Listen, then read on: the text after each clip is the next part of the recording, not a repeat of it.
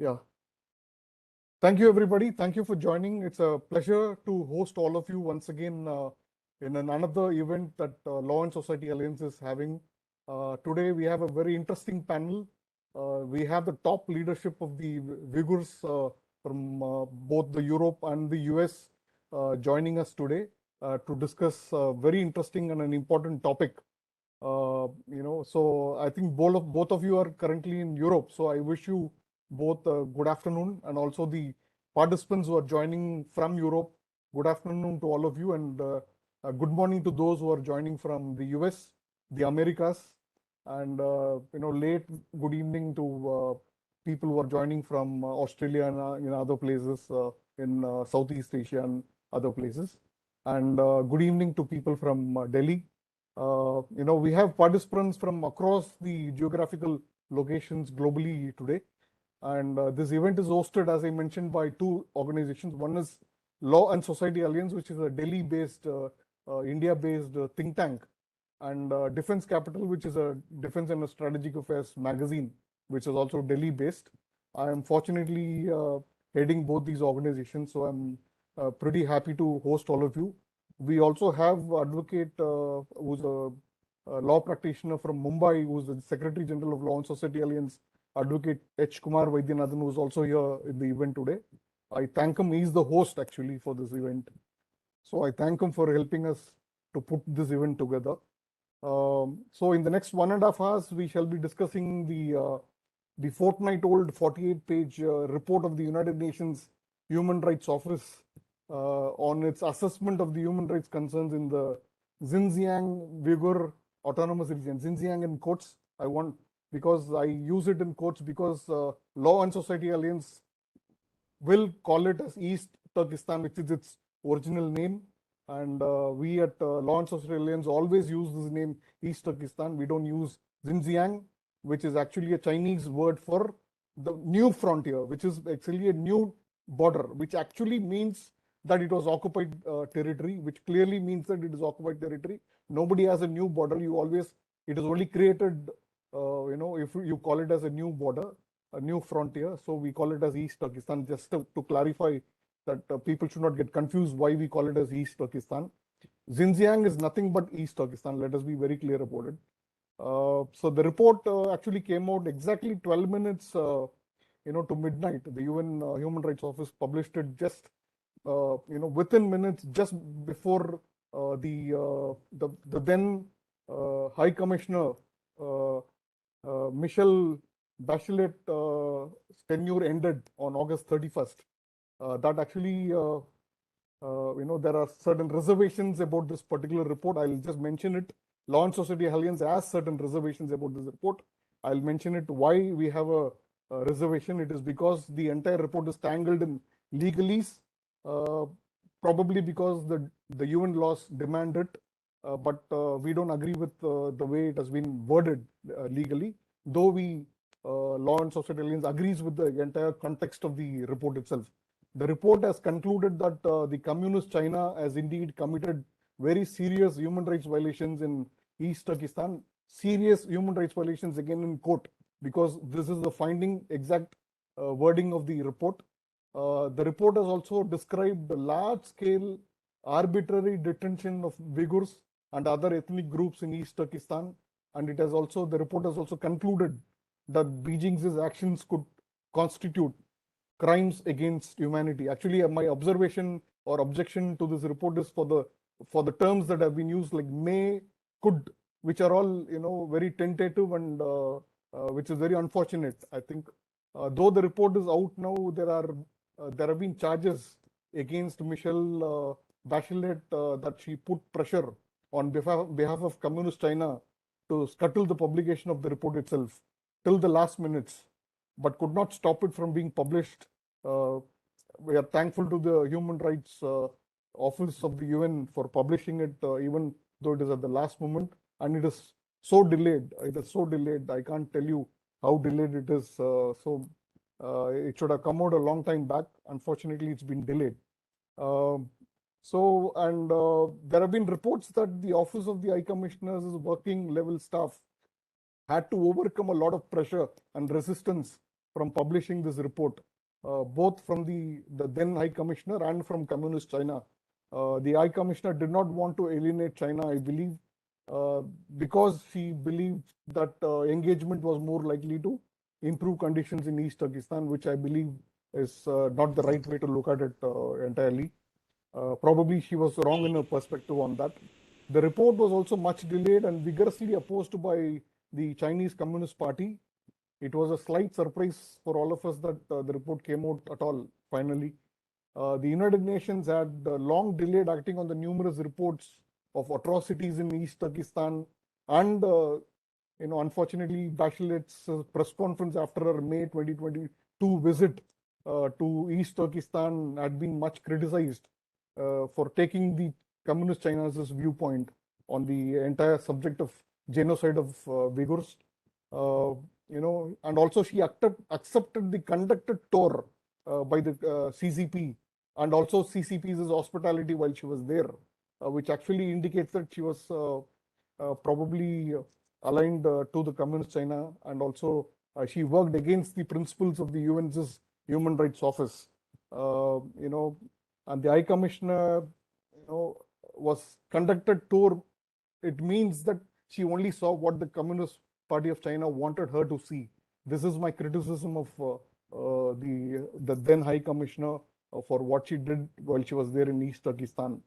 The report and its findings have come as no surprise for all those who have been watching East Turkestan and what has been happening there over the years, while it is under the Communist China's control. The report had collated a series of testimonials from former detainees in concentration camps of Uyghurs. Its findings include confirmation that those imprisoned were tortured by being beaten up, and the women suffered violations of reproductive rights through coercive enforcement of family planning policies, including sterilizations, actually. And that camp inmates were used for forced labor, effectively enslaved by the state-run work programs. So what has been disappointing, as I mentioned earlier, is that the report does not use the term genocide at all. Not even a mention of the term genocide anywhere. But Beijing's actions have been recognized as a genocide by legislatures of numerous countries, including Britain, France, the European Union, Canadian Parliament, and others. Even the suggestion of the term genocide has been avoided by this report in favor of other descriptions, while the material on forced sterilization in particular has been minimized by this report. I believe this is a missed opportunity in the repressive communist regime in China, and also a self-goal by the Human Rights Office of the UN on its stated objectives. Through this event, Law and Society Alliance urges the Indian government, led by Prime Minister Mr. Narendra Modi, to join other democratic nations to denounce the genocide of Uyghurs by the Communist Party ruled China. With that introduction of the subject, let me go to the two eminent speakers of the day. Both are good friends. They've been working together for a very long time, and it's my pleasure to have both of them on this panel, and the pleasure of Law and Society Alliance to host them today. Dolkum Isa is the president of the World Uyghur Congress, which has its headquarters in Munich in Germany. Mr. Isa is a former student leader of the pro-democracy demonstrations at the Xinjiang University in 1988. He was dismissed from university but he completed his physics degree via independent study, and he went on to receive a master's degree in politics and sociology from the Gazi University in Turkey. He also obtained a degree in computer science in Munich. After enduring persecution from the Chinese government, Isa had to flee China in 1994 and sought asylum in Europe and became a citizen of Germany in 2006. He has been associated with the World Uyghur Youth Congress and the World Uyghur Congress through the merger of the East Turkestan National Congress and the World Uyghur Youth Congress, and he was elected as General Secretary.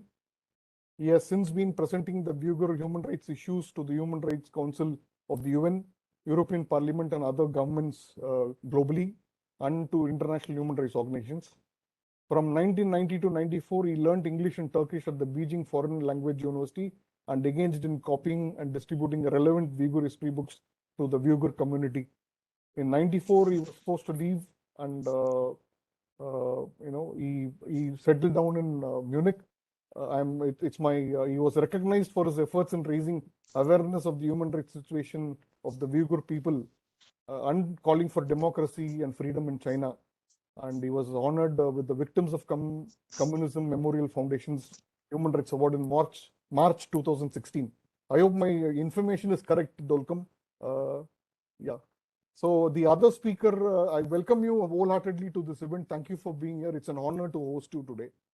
The other speaker today is Abdul Hakim Idris, who is the Executive Director of Center for Uyghur Studies, a Washington, D.C. based think tank in the United States of America. He is currently in Istanbul attending an event.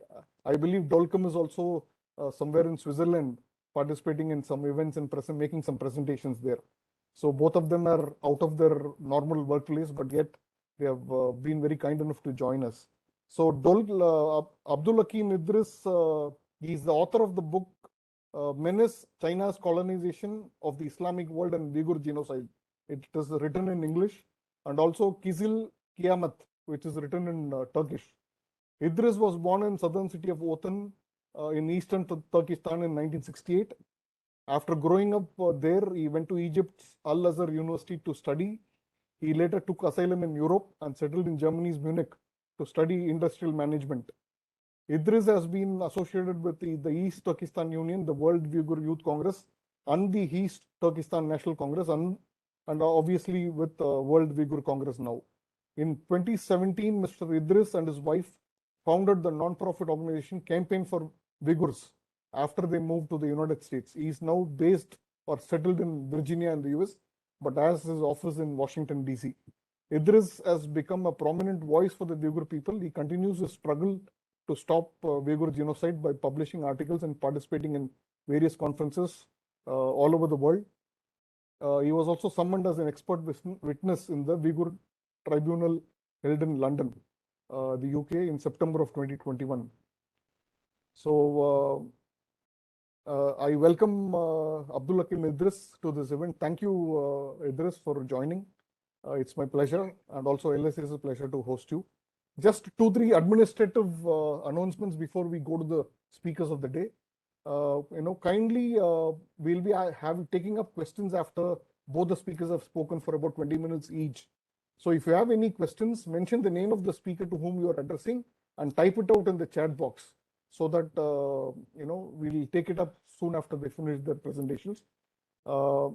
Also, keep your mics on mute so that there is no disturbance while the speakers are speaking, as a mark of respect to the speakers, and also to enable the recording of this event, without much disturbance at all. I would request all of you to do that. Thank you so much for doing this. And I also want to keep your videos switched off. If you have any bandwidth issues with your Wi-Fi, wherever you are at this moment, because that may disturb with the voice quality also. So it is better to listen to the speakers with a good voice quality than having a video switched on, your own video switched on. So kindly take care of that issue so that you are able to. We want the message of the speakers to go across very clearly. That's why we are requesting you to do this. So thank you so much. It's my pleasure to now call upon Mr.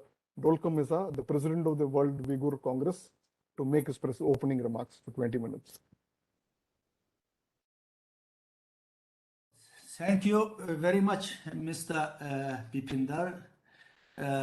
Yes, good afternoon, everyone, ladies and gentlemen. First, I would like to thank Law and the Society Alliance for inviting me to speak this important webinar, along with my good friends Abdul Hakim Idris. As you said already, is just nearly 2 weeks ago, little bit more than 2 weeks ago, a United Nations Office of the High Commissioner for the Human Rights finally published its long overdue report on the situation of the Uyghurs. This report is weak and very weak from the expectation. because it's not described the real situation for this East Turkestan. However, this report is confirmed that the Uyghur community and its allies have been saying for past years about the scale and the severity of the Chinese human rights atrocity. Over the past year, a huge amount of new evidence on the atrocity against Uyghur people has come out, and some of the most important international body and the parliament adopted and the legislation and also approved the Uyghur genocide motion. For example, so far 10 parliament, United States, Canada, Netherlands, Belgium, Czech, Lithuania, French, UK, Ireland, and lastly, just June, 9th of June this year, just 3 months ago, European Parliament also adopted Uyghur genocide motion, and the US government, both government and the Congress also recognize Uyghur genocide motion. So that's why we are saying is this on so many countries, and also besides it, quite a lot of independent think tank and the researchers and publish so many evidence Chinese government atrocity against Uyghurs is genocide and the crime against humanity. So that's why we are saying we expected the UN High Commissioners should be and the report should use a much strong language and condemning this and should be just recognized as a genocide. But unfortunately, they are saying is the crime against humanity. So that's why we are saying this report very weak. But however, it is significant. Over the past year, huge amount of new and the World Uyghur Congress and other Uyghur organization together with other civil society partners worldwide have raised attention to the gross human rights violation the Chinese government is committing against Uyghur and the other Turkic people. Since 2017, more than 3 million, we estimate 3 million, exact number we don't know, Uyghur and other Kazakh and other Turkic-speaking people have been arbitrarily detained in the concentration camp, where they are exposed to torture, systematic rapes, sexual abuse, forced labor, among other atrocities.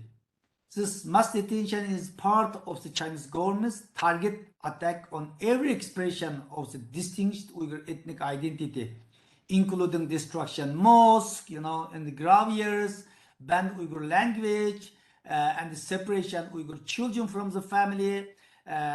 We estimate at least 1 million Uyghur children separated from the family, and these children and subject to this indoctrination and denounce national and religious identity. More further, the Chinese authorities have implemented a scheme to suppress the Uyghur birth rate in the Turkestan, subject to women for forced sterilization and forced abortion and other measures. So, while the report of this atrocity has been consistent, action by the international community has just begun to emerge. Last year, European Union, United Kingdom, United States, and Canada finally imposed target sanction upon 4 Chinese individuals and 1 entity for their complicity in the genocide for the Uyghurs. Furthermore, in response, not a system of the forced labor in Turkestan, US has enacted the Uyghur Forced Labor Prevention Act last year, end of last year. This Uyghur Forced Labor Prevention Act passed by US Congress by bipartisan Congress, Republican and Democrat both support this. And also President Biden signed in the last January, but the 21st of June this year is really into the law and they start to implement it. This law is banned all protection from the East Turkestan from the Uyghur forced labor. And EU has just introduced its own import ban mechanism just 2 days ago. This is a good development, we expect that this should be, and the EU country should be implement the same law like United States for the Uyghur first labor protection. This is all important action. They are by not enough to adequate address this crisis. At the same time, new debates have also emerged, most importantly about the question whether the Chinese government's action continue crime against humanity and genocide are set out the most important human rights threats. Last December, Uyghur Tribunal passed its final judgment after 18 months of receiving 100,000 page document and more than 500 people's testimony. And this all information you can reach also Uyghur Tribunal website. And they say thousands of witness and finally September 9 last year, Uyghur Tribunal make judgment this Chinese government atrocity against genocide, crime against humanity. Yeah. By now, the U.S. government and as I said, and the 10 parliament already worldwide made a similar declaration so far today. As we know, the most important recent development, and we already saying, and just High Commissioners Michelle Bachelet just last minute, just 30 minutes before her left her office, and published this report. Actually, this report already finalized September 2021.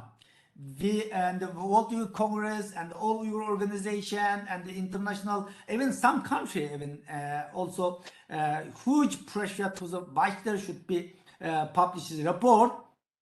However, and it's the very last minute her mandated and published this report. And World Youth Congress as a civil society organization and the government worldwide asked, as I said, many years, you know, and at least last couple of months. This published a well-informed assessment. This report assessment of the situation finally put UN staff on the international community concern, because so far Chinese government trying to split and fake news and disinformation campaign around the world, use all capacity, use economic capacity, use diplomatic way, trying to hiding the reality from the internationally, and use economic power to undermine the United Nations, other international organization, and also make pressure some poor country like African country, some other Latin American country, and that's why quite a lot of country is silent for this. Oh, this is no UN document, something like. But this, as we say, this report is very weak. But however, it is the UN stamp on the international community concern. So there is no more excuse for the country continue to silence or any reason. Of course, the process, the leading of the publication of the UN report was for SMOS, while the Office of High Commissioner in December last year already said the report was ready for the publication. And as we said, is the Chinese government and the pressure and the catastrophic UN visit to Turkestan led to report being published only last minute. As you know, is Michelle Bachelet visit Turkestan is the end of May. Before her visit, we strongly demand this visit must be taking place unfettered visit, no condition. But before her visit, Chinese government ambassador in the United Nations, United States, and some other European countries saying this visit is diplomatic visit. This visit is a friendship visit. So that's why then World Uyghur Congress led on the Uyghur organization, then Tibet and Hong Kong all together. We hold mass demonstration in front of the Bachelet office, 13th of May this year, shortly before 1 week before her trip to Turkestan.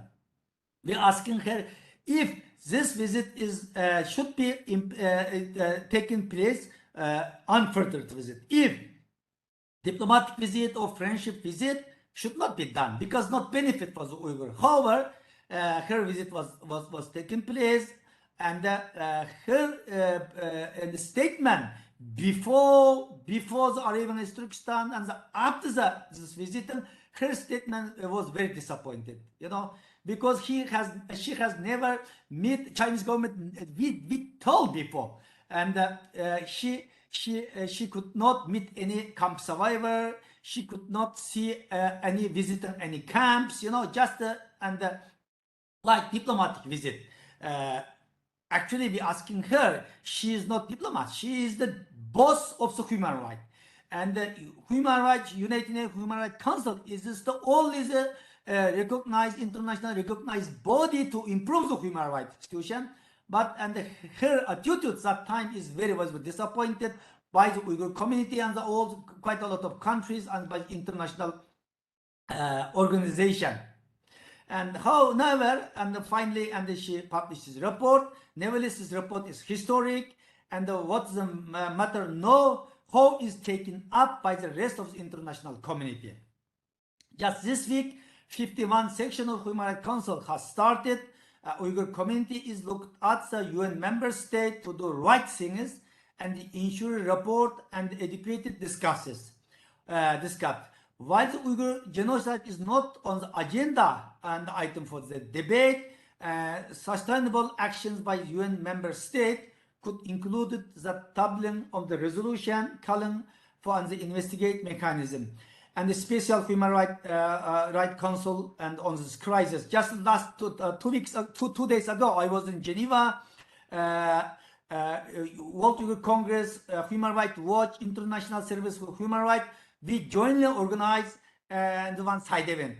The topic is this report. You know, this is more than 40 countries.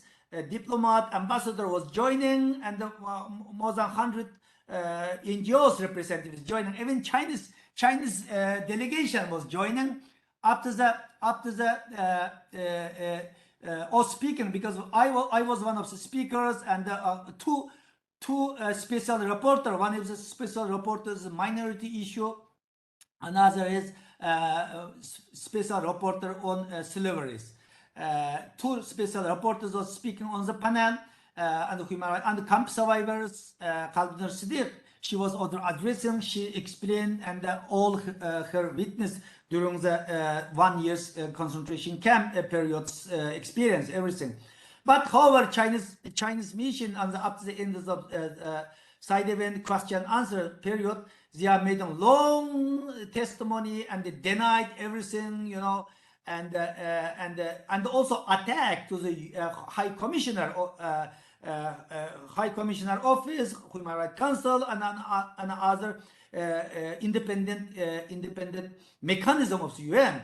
Very interesting. I also mentioned after the Chinese mission's intervention, you know, because 30 of September, just 1 day before the report published, that time we don't know. I was in Geneva that time. I was same hall because Michelle Bacher, her office organized one goodbye meeting with the whole member states and the international NGOs. So that time is a Chinese mission, Chinese ambassador made statement and recognized her work, you know, and within the 4 years, and Bachelor did excellent job, and yes, gives a lot of prize to her. But after 1 day later, 21st September, this report was published. Then Chinese government is a one U-turn, saying and attacked a lot and used the Chinese media, even used the globalize the Chinese people, and attacked to the Bachelor a lot, and also attacked to the whole UN human rights body. You know, this is the double face of the Chinese government. And also I mentioned this statement after the Chinese delegation just 2 days ago, last Wednesday. So as I said, this report is truly significant. We always determine how is informed action by the governments and the UN body. While action at the UN level is necessary, government worldwide must use the autonomic mechanism at their disposal to push China to end this atrocity. From recognizing the Uyghur genocide and the passing forced labor important ban to increasing the support to the Uyghur in diaspora being targeted by Chinese transnational repression, there are many options for the government to act. There's a time for empty promise, expressing concern with China bilateral is over. If the report and the Chinese rejection of its funding has shown anything, so it is that such a fruitless dialogue will never improve the situation. Action is only needed, and the future of the Uyghur people depend on it. To do nothing now, especially being faced with the UN Uyghur report, would be shameful things to do. So with the UN assessment starting, folks should now be on serving accountability to the Chinese official responsible and presenting long overdue justice to millions of Uyghur people. So this Uyghur genocide, crime against humanity, just whatever, some countries saying crime against humanity, UN report saying crime against humanity, and as we said, more than 10 parliaments recognize Uyghur genocide motion, some country as well. But however, crime against humanity, genocide, these crimes and already happening more than 5-6 years, 6 years. So many countries raise this issue to the UN Human Rights Council, but so far not single and special urgent section is taking place in the UN Human Rights Council. So it is a time UN Human Rights Council should be taking place and the call and the urgent section. This is necessarily no.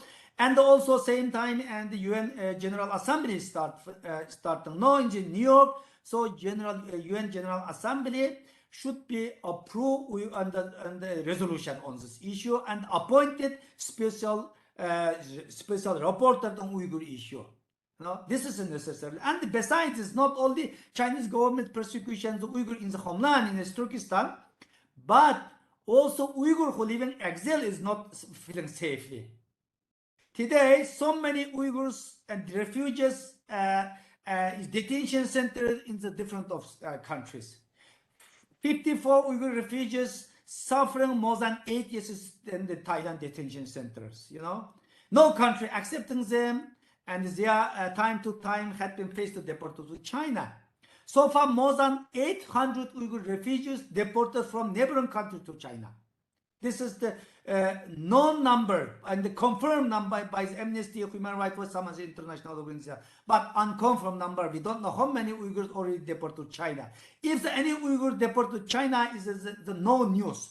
Last very huge deportation was taking place 2015 June by Thailand.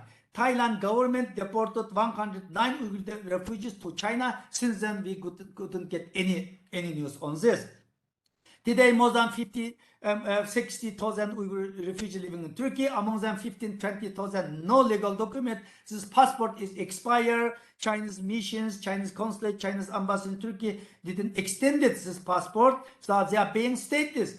At least 5-6 years, a couple of thousand Uyghur children was born. They don't have a birth certificate. That's why they are being stateless. You know, so that's why it is a time United Nations High Commission for the refugees should be set up in the special international mechanism to protect the Uyghur refugees. This is necessary. And another issue, now is only United States government and implemented Uyghur Forced Labor Prevention Act. But it's not good enough. Only United States or some other country. This is a time all countries, particularly democratic nations, should be approve the Uyghur Forced Labor Prevention Act and stop the business with China, because it is not correct time business as usual. Because today China is second big economy. Because coming to this level, there is a lot of responsibility with the United States, European country, all developing country and the democratic country have a responsibility. Because China coming to this level, because of the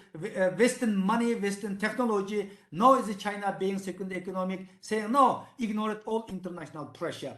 So that's why this kind of discussion is very important in this context. This panel discussion is very timely, and I thank you everyone present for raising our voice, and we need your support. India is the biggest democracy around the world, but we have seen, and India also silent all the time for this trust. Of course, India people, India media, the think tank, and cover a lot of this issue recently. Yes, I personally joined a lot of webinar and by the India civil society think tank and this, but India government we have should be speaking out. We are very thankful India government hosting Tibetan refugees since the 60 years. It is good. But India is the not say India also largest economic around the world, largest democracy, and the largest and model of the democracy in Asia. That's why India should have some responsibility to speaking out, make pressure to the Chinese government to end this Uyghur this atrocity and stand with us.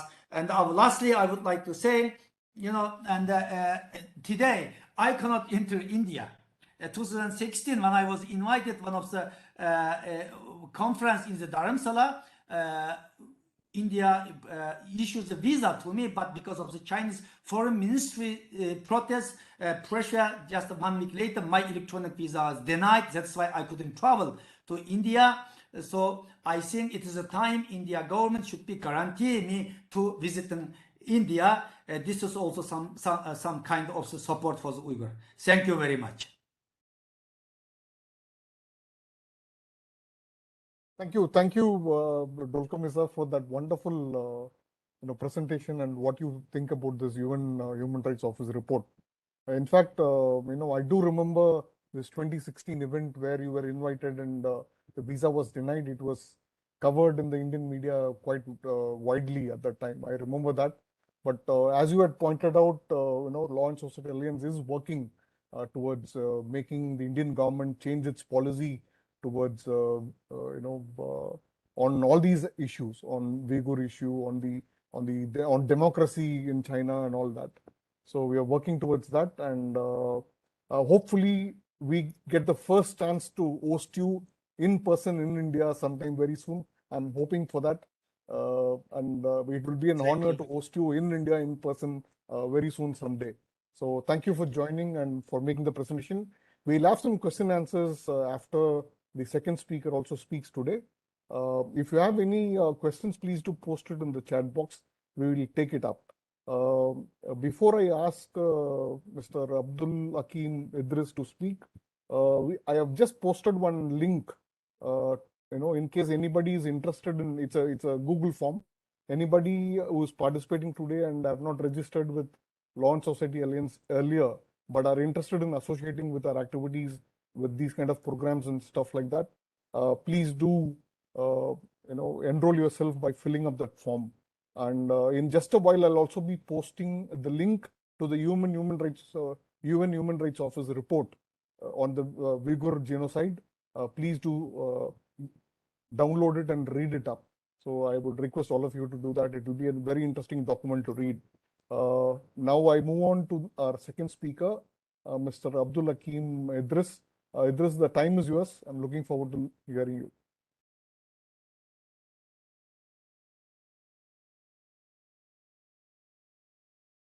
Idris, we are not able to hear you. I think you are muted.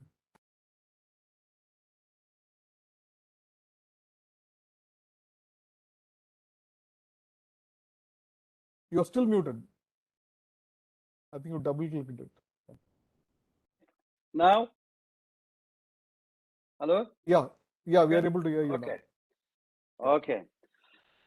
Hello, everyone, and I greet my friend and the president, Mr. Dolkun Isa from Germany. And thank you so much, Mr. Bipindera, to give me this chance to speak in this panel. Our president covered all the issues. I go a little bit in details. I have nothing to add to there. As Mr. Dolkun Isa says, that this Uyghur genocide has been devastated and confirmed not only by the experts, but by the leaked documents from the Chinese leaked documents, and many camp survivors. And this is already documented. Nobody can deny it. And there's going on a forced labor program, from picking up cotton to creating clothes, what we wear. And mostly the religious activities are banned. Imagine in this Turkestan, we cannot say Salam Alaikum, or we cannot go to mosque on the Mecca namaz. This is a sign for radicalization and terrorism, and you will end up in the concentration camp. And they try to change all religions, the Tibetans and even Buddhism and particularly Islam. The Chinese Communist government openly talking about the Sinicization of Islamic religion, rewrite the Quran. Even the last visit from Chinese President Xi Jinping in July, he mentioned this issue, this genocide should be go on systematically and very harsh, but with a little bit soft noise, what we call. As Mr. Dolkun Isa said, the China tried to use every opportunity to eradicate or eliminate Uyghur people from the earth. Even their COVID-0 policy, they implemented in Turkestan with nationalism, racism, and they left the Uyghur people without food and the medicine.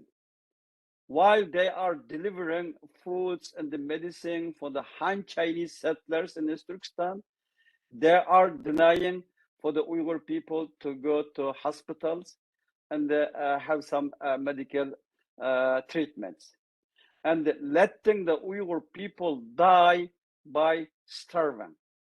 And this is happening not far away from India. India is our neighbor. It's if you look behind the Ladakh or Kashmir, you can see my town where I was born, Khotan, Kashgar, Yarkand. Those area is not too far from India, from New Delhi. I think it's 800 or 1,000 kilometers like that. But Beijing is more than 5,000 kilometers away. So this event, what RU did today, is very important. And the one is a moral event for the Uyghur people, for support them. Second is China is very afraid of truth and of media. And I will encourage you do more and more event in the bring, Chinese brutal genocidal policy in East Turkestan, Tibet, in Hong Kong, even in China. And the world should know that. And this is should be a concern India too, in my opinion. And I think you're aware about it. And we're talking about numbers, 3 million people were put in the concentration camps. As Mr. Dolkun Isa, my friend, says, million children separated from their parents, and millions, just disappeared. But you can see here two faces, Mr. Dolkun Isa and me. Mr. Dolkun Isa's fathers and the mothers passed away, died, in the concentration camp in the late 70s and almost 80 years. And my entire family disappeared, almost 5 years. I don't know if they're alive or not. I don't know about my brother or my sister's whereabouts. And now, right now, today, I'm here in Istanbul. We have here, after Central Asia, the second is the largest Uyghur diaspora. More than 60, 70,000 Uyghur people here. I talk to them, I listen to them. They have no idea about their families. Some left wives and kids in Turkestan. Some have, parents, brothers, sisters, and almost today 5 years, we still don't know, and the world doesn't know about this genocide, and still we trying, the talk about many countries they should and act and stop this genocide.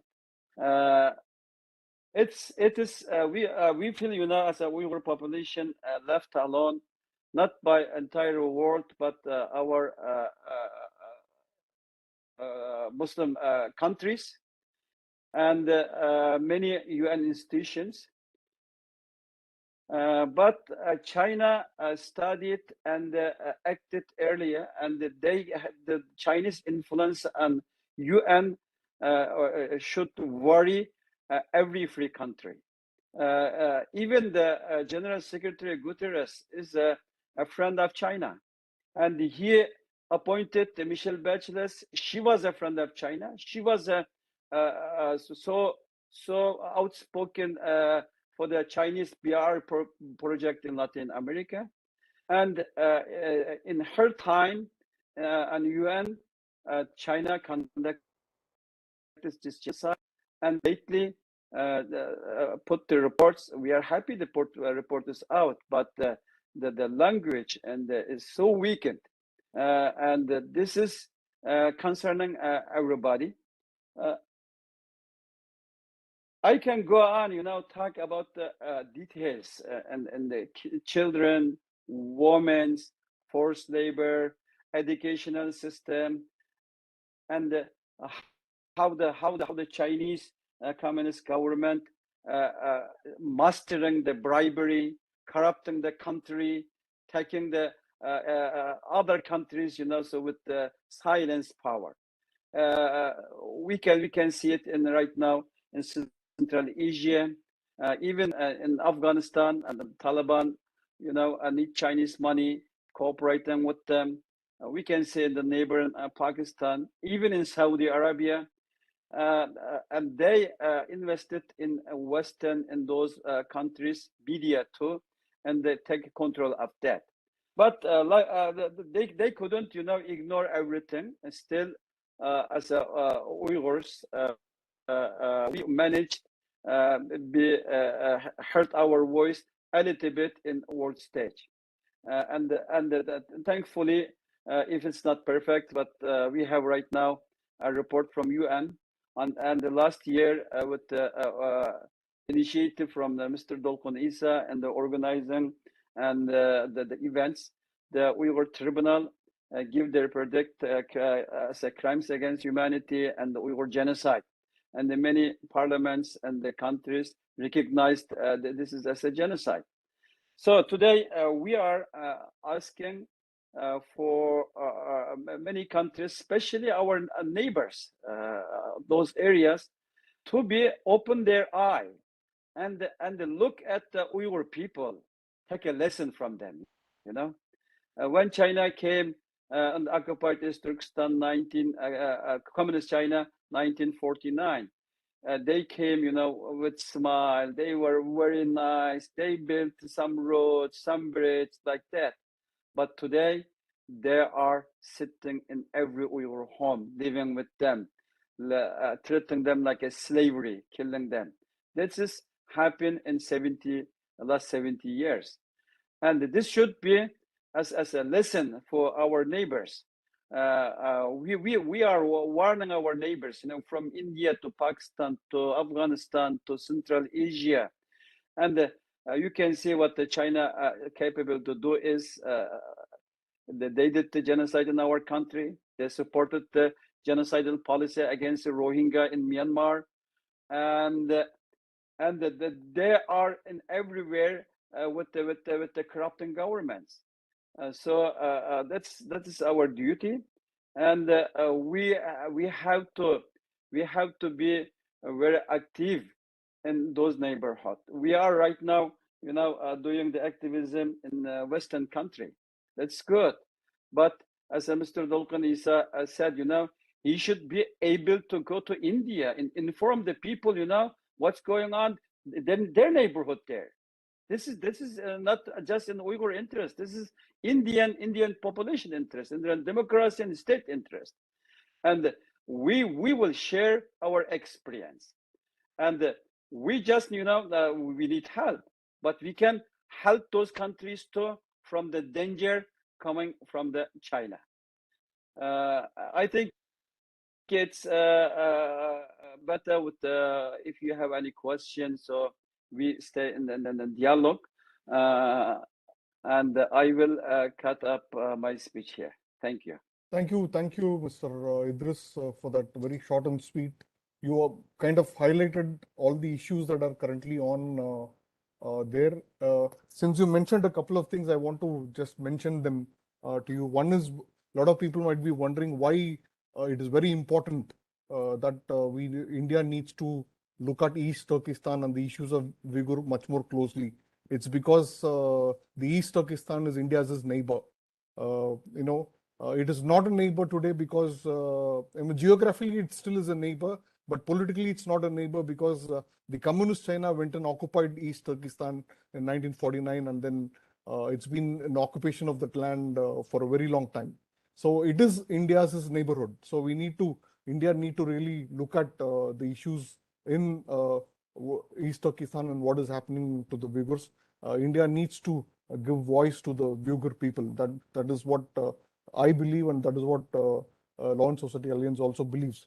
You also mentioned about the influence operations of Chinese, communist China on several international organizations, including the UN, including the former High Commissioner of Office of Human Rights, the UN Human Rights Office.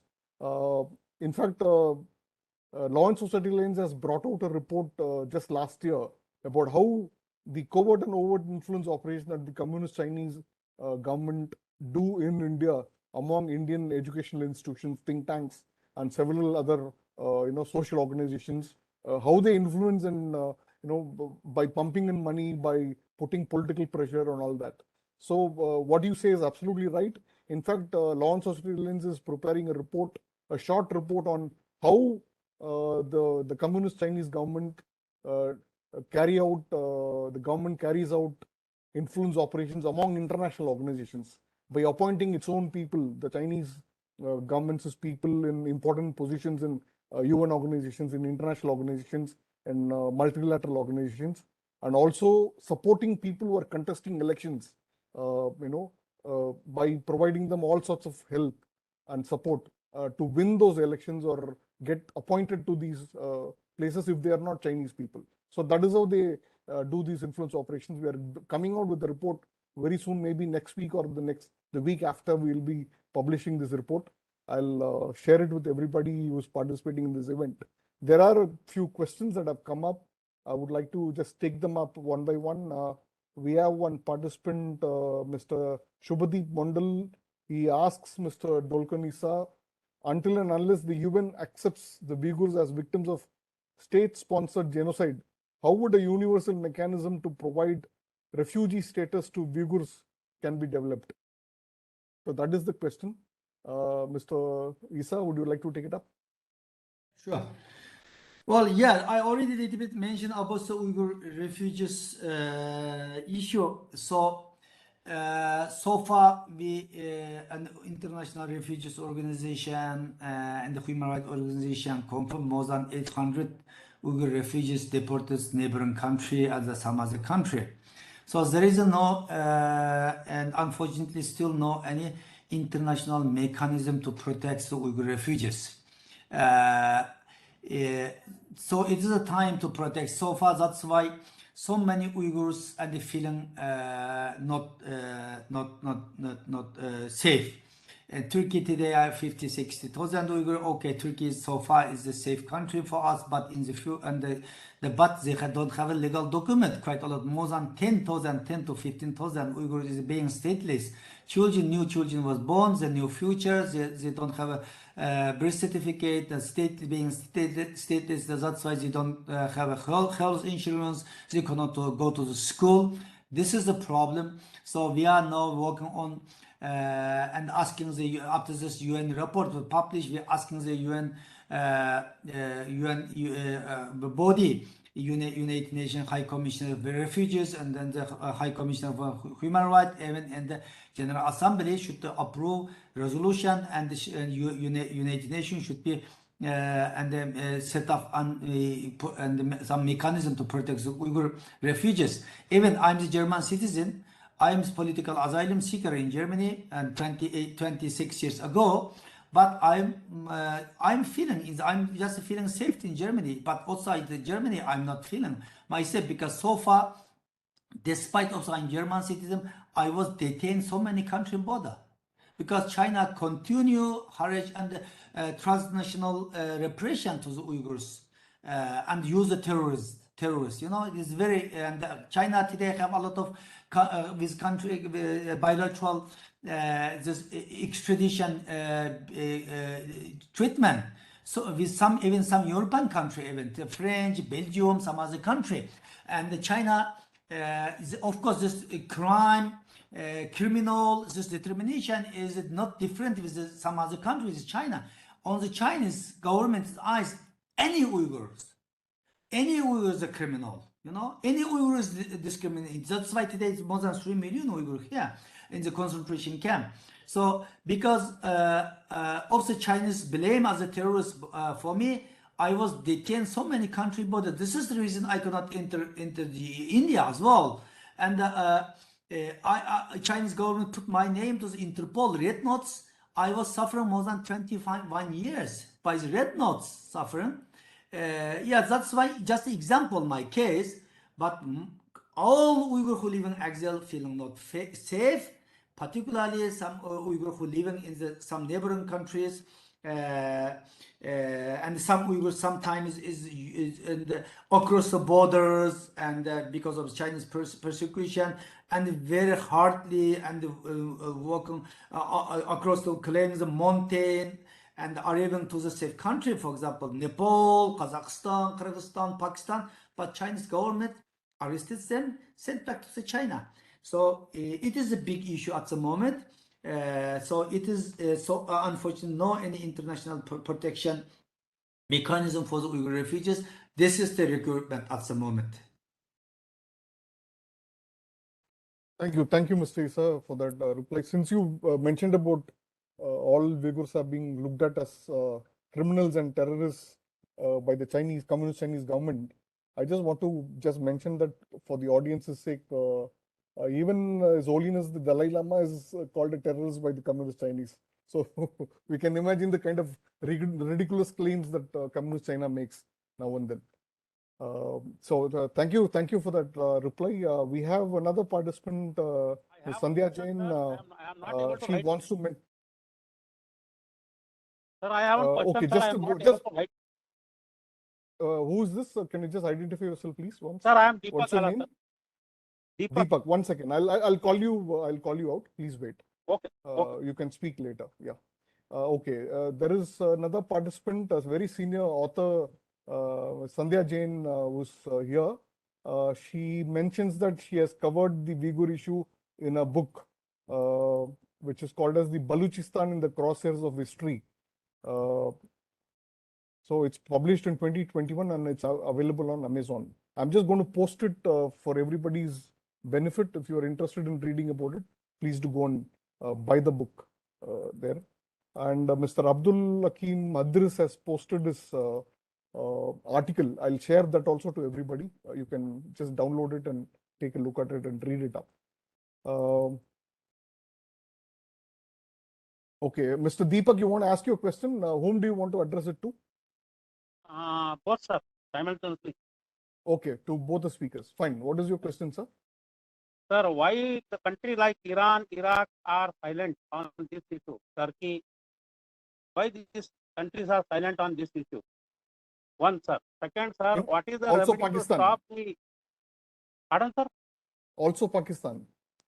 Pakistan, that is another thing, sir. But these countries... They are also silent, that's what I'm saying. Important, yes, they are also silent.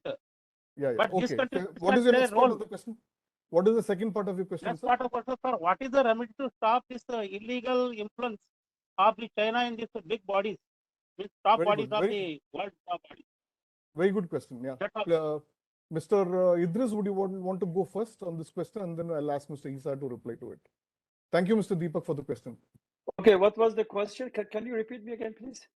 Okay, the first question was why are nations like Iran and other like Pakistan, they're silent on the question of Uyghur genocide?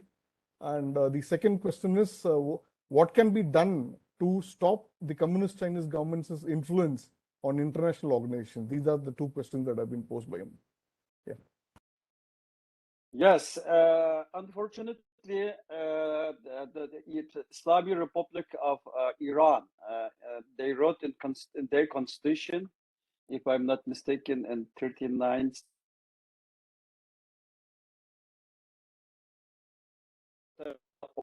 all Muslim, the communist leader, and the making a deal worth $400 billion for 25 years. And today, China investing on the taking in Iran infrastructure, digital infrastructure like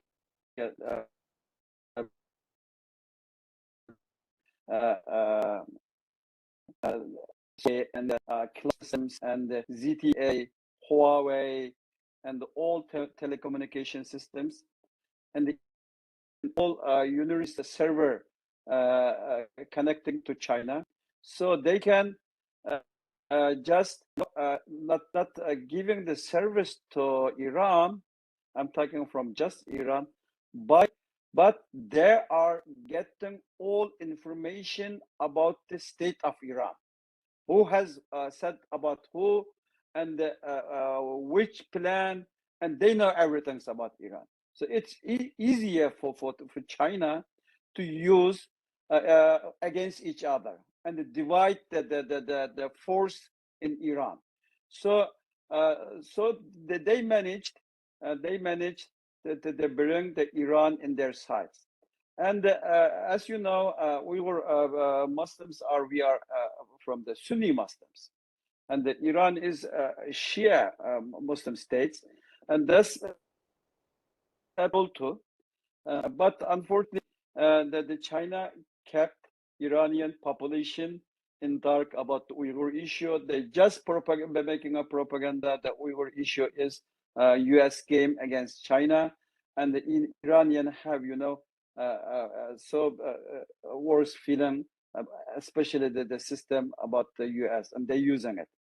And the same is in Pakistan too. If you look in Pakistan's the TV station, media, even the down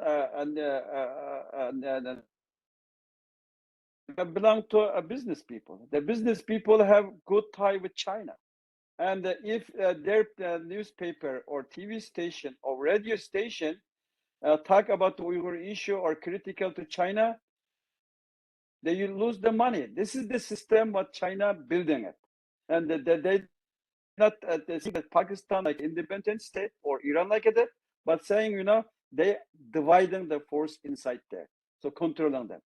And maybe you know better than me. If you look at the down the Pakistani online news magazine, there is a section news from China, and they're bringing from the Chinese radio international propaganda to Pakistani people. If somebody get the down on the newspaper, they will get the Chinese newspaper included. This is the one example. Next example is in Egypt, in Cairo. There is a Al-Akhbar newspaper daily. It's a big newspaper. There is a section from Al-Akhbar Minasin, a news from China every day. And then China has many offshore company. The company has approached many local TV and the FM radio stations. I'm today here in the Turkey, and the Turkey in the 13 big cities, they have local radio FM stations. If you heard this radio, look like the name is Turkish, The people they are working is Turkish, but the content is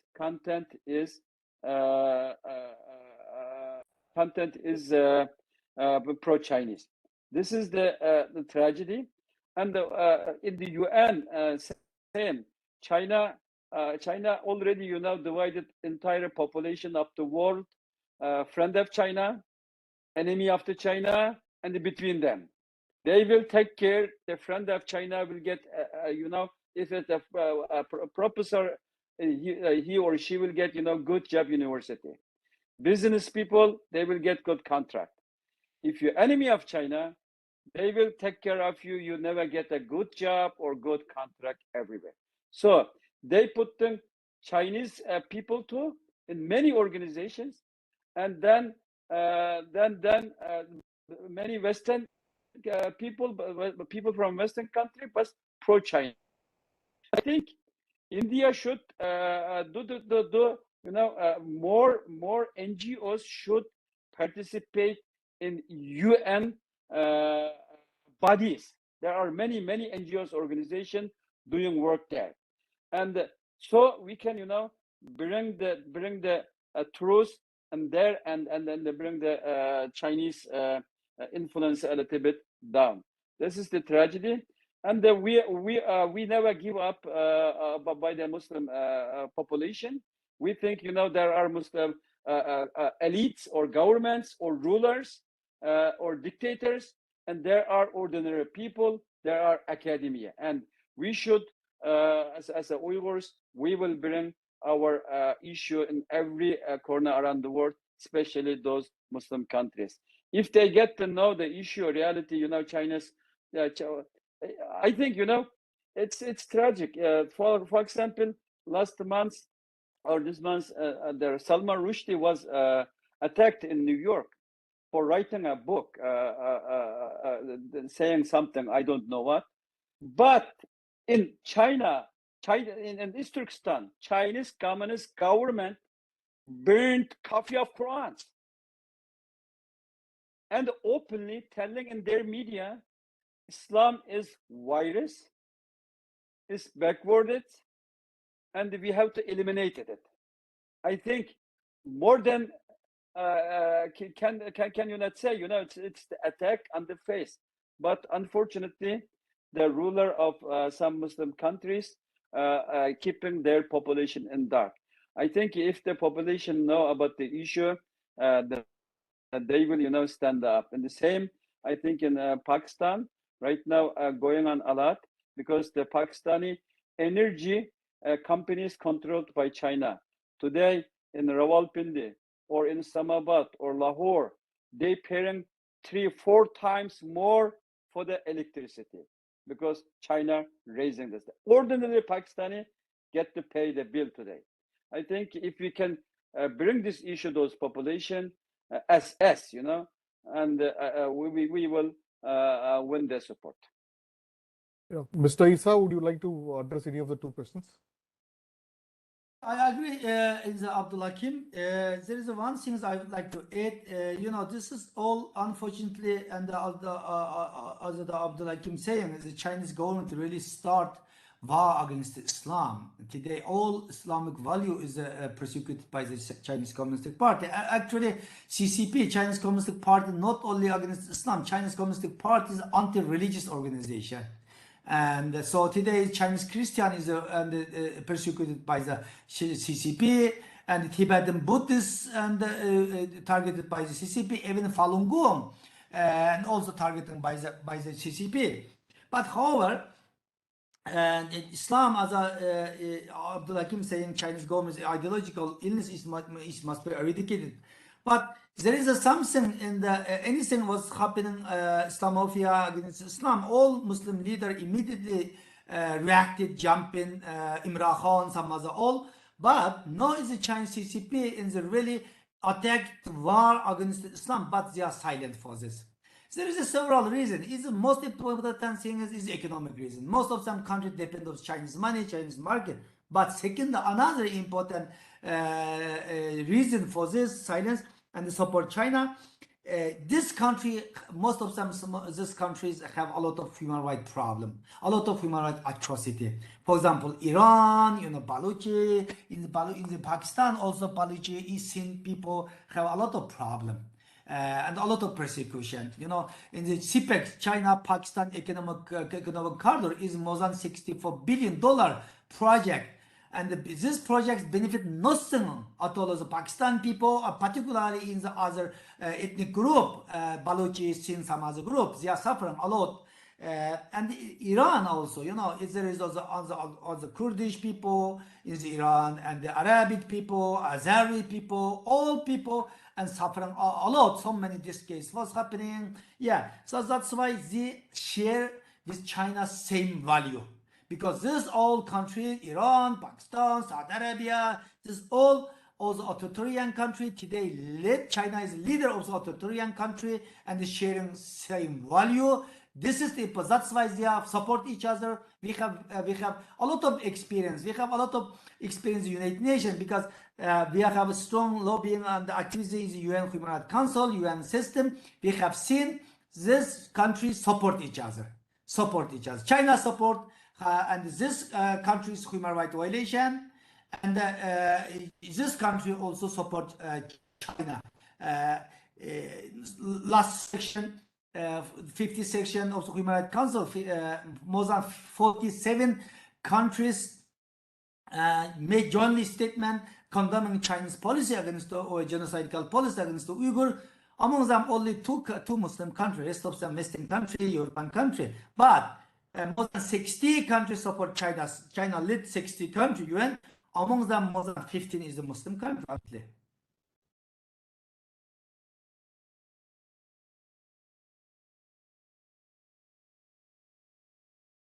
Thank you, Mr. Isa, for that answer. I think we have exhausted the questions for the day. So with this, I would like to announce that we'll be hosting more events of this sort in the coming days. Particularly, we'll be releasing a influence operations of Communist China and the international organizations report very soon. It's a very short report, but brings out and highlights this issue quite clearly.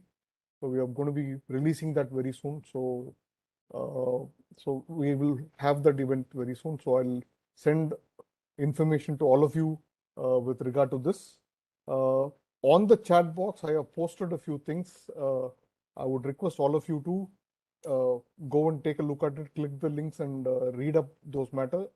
First, you can copy and keep it pasted in a Word document or somewhere so that you can go and access it again later. I have also posted one link if anybody is interested in joining Law and Society Alliance and also to contribute in its activities and participate in its activities. You can click that link and register yourself. I'll get back to you with more details in the days to come. These are my requests. I'm going to keep the chat box open for some time so that you are able to do that when you find the time before you leave the program, as soon as we complete the program for the day. So I would have requested Mr. Kumar Vaidyanathan to propose a vote of thanks, who is the General Secretary of Law and Society Alliance, but unfortunately he has technical issues with his microphone, and he's not able to speak today. So instead of him, I'll be doing the honors. I thank Mr. Dolkun Issa for his time and for spending so much time with us and also sharing his perspective on the key issue of Uyghur genocide by the Communist Chinese regime in Beijing. Thank you so much for your participation. I hope, as I mentioned earlier, to host you in person in New Delhi sometime very soon. We'll be working towards the Uyghur issue for the Indian government to take up the Uyghur issue in a much more vigorous manner in the days to come. And I seek your support and also the support of all Uyghur diaspora around the world globally to support Law and Society Alliance's activities in this regard. So we'll also extend our support and put our strength behind you in your fight against the communist regime in Beijing. Also, I thank Mr. Abdul Hakim Idris for sparing his time. Both of you are traveling, I know. Despite that, you agreed to be here and also to share your views on the subject. I thank both of you from the bottom of my heart. I just want to mention to Mr. Idris that your friend, Mr. Ilchit Kokbore, has very nice things to tell about you. He's a very close friend of mine. I keep interacting with him very regularly. So just thank you very much for accepting and being here today. I thank both the speakers. Yeah. And with this, we come to the end. I have a lot of eminent people participating today. I'm not able to take their names, but they are available in the participants list for people to see. I thank everybody. With this, we come to the end of our program. Thank you so much for being with us. See you another day, another time with another program. Thank you so much.